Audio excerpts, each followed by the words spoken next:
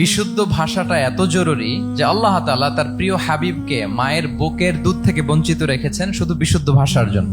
একজন মানুষ সর্বপ্রথম কোন জিনিসের প্রেমে পড়ে জানেন? কথার প্রেমে পড়ে। কথার ধরন, কণ্ঠস্বর, তার অ্যাটিটিউড, তার শব্দের জাদু, এটা মানুষের হৃদয়কে জয় করে ফেলে। তো রাসূল সাল্লাল্লাহু আলাইহি ইসলামের এই এলোকোয়েন্স ছিল। তিনি বলতেন আল্লাহ তাআলা আমাকে সর্বমর্ম বাচন ভঙ্গির অধিকারী করেছেন। মানে উনি যেটা বলতেন এটা ছিল very precise in wording but comprehensive in meaning. এটার যে দোতনা, এটার যে appeal to the heart of the people, to the heart of the listener, এটা অসাধারণ। মানুষের হৃদয়কে জয় করে ফেলতো। আল্লাহু আকবার। তিনি এমন ভাবে কথা বলতেন, কথার মাঝখানে মাঝখানে পজ দিতেন, মানে একটু থামতেন যাতে করে শ্রোতারা বুঝতে পারে। এত চমৎকার করে ওনার প্রেজেন্টেশন ছিল, বক্তব্য মালাগুলো ছিল, ফলে যারা শুনতেছে ইজিলি মুখস্থ করে ফেলতে পারত। রাসূল সাল্লাল্লাহু আলাইহি ইসলামের সবচাইতে বড় ভাষণটি ছিল বিদায় হজের ভাষণ, খুব সম্ভবত। ওই ভাষণের টেক্সট গুলোকে যদি একসাথে করা হয়, আমার মনে হয় 10 মিনিটের বেশি লাগবে না ওই টেক্সট গুলো পড়তে। তার মানে সবচাইতে বড় যে ভাষণ ওনার, ওটা কত ছিল? 10 থেকে 12 মিনিটের ভাষণ ছিল। আমরা তো ঘন্টার পর ঘন্টা বক্তব্য করি, তারপরেও তো আমরা মানুষের মনকে খুশি করতে পারি না। উনি সেই যে 1400 বছর আগে